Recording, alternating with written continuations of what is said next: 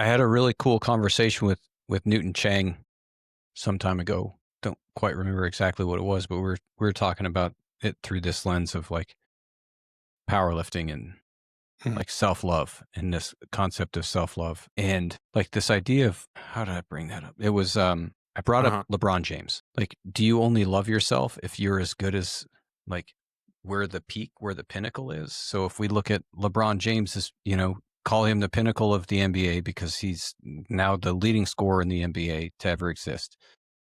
Like, so that's 100. Every point below that is less than 100. So if we anchor ourselves of self-worth to that 100, well, then what am I? Well, I'm 0. Hmm. Yep. I've scored precisely 0 points in the NBA. Yeah.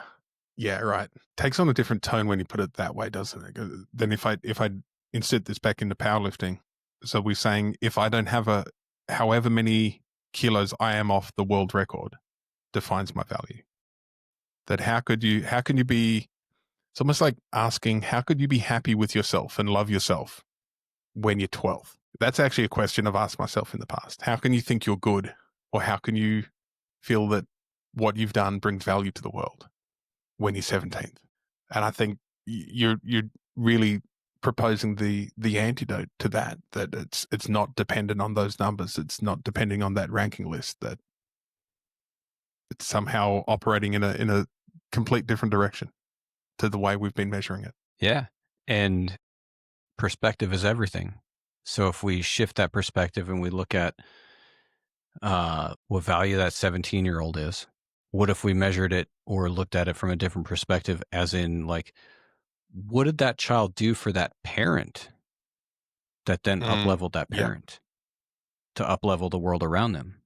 Now all of a sudden, that 17-year-old who may or may have not accomplished anything uh, is a lot more valuable in that regard. I like that we've somehow got to self-worth and self-love out of the who you would invite for dinner. Let's see if we can land it there.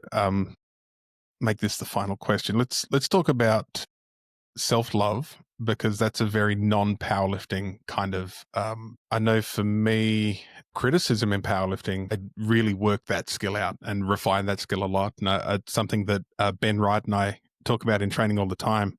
Ben is a under 88 kilo Paralympic bencher over in Paris at the moment.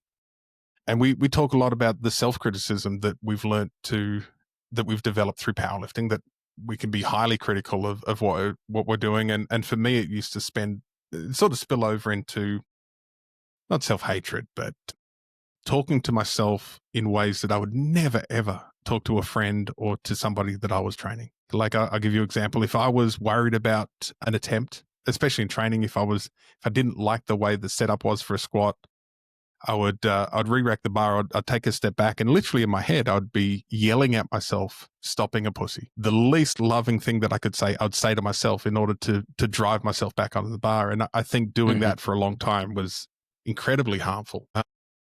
So I'm not saying powerlifting sets that up, but it's certainly a culture that we like to, what's the word? We encourage it in powerlifting, the critical nature. So what in your head, what's the steps, what's the challenge then in order to bring self-love back into the training cycle, be able to identify errors, but do it in a very compassionate, empathetic, loving way that edifies ourselves within training and continues to build rather than using the tear down tactics in order to build something?